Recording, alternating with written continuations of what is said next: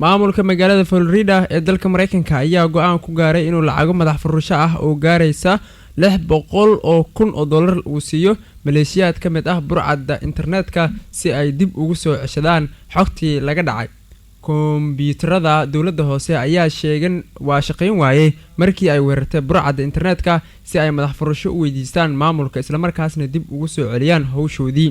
burcadda ayaa waxa ay jabsadeen xogta waaxda gurmadka degdega ah ee magaalada. waxay arrintaasi u horseeday in qaar ka mid ah shaqaalaha dawladda hoose ay ku shaqeeyaan warqad iyo qalin. shaqaalaha dawladda hoose ee magaaladaasi oo gaaraya 35,000 ayay u codaatay in lacag madax furasho ah waa u codeeya la siiyo burcadda internetka si loo celiyo xogtii laga jabsaday. waxay arrintani ka dambeysay baaritaano ay sameeyeen khubaro maamulka u qaabilsan arrimaha ammaanka internetka. waa in aan raacnaa talooyin ay noo soo jeediyeen khubarada oo ah bixinta lacagta, ayay tiri Rose Anne Brown oo ah afhayeen u hadashay dawladda hoose ee Revere Beach oo hoos tagta magaalada Florida ee dalka Mareykanka.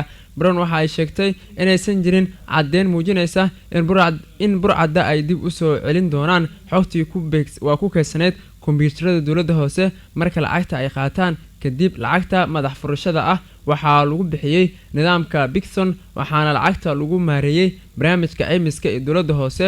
kombiyuutarada ayaa la weeraray dabayaaqadii bishii May ee sanadkan kadib markii mid ka mid ah shaqaalaha dawladda hoose uu gujiyay lifaaq lagu soo diray emailka.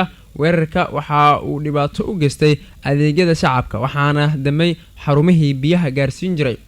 burcadda internetka waxa ay doonayaan in ay weerarkooda ay u adeegsadaan inay ka faa'iidaan, waana sababta ay u jabsadeen xogtii muhiimka ahayd ee magaalada. waa qaab ganacsi u ah, ayuu yiri Cesar Corredo, madaxa tiknoolajiyadda shirkadda arrimaha amniga qaabilsan ee lagu magacaabo IO Active.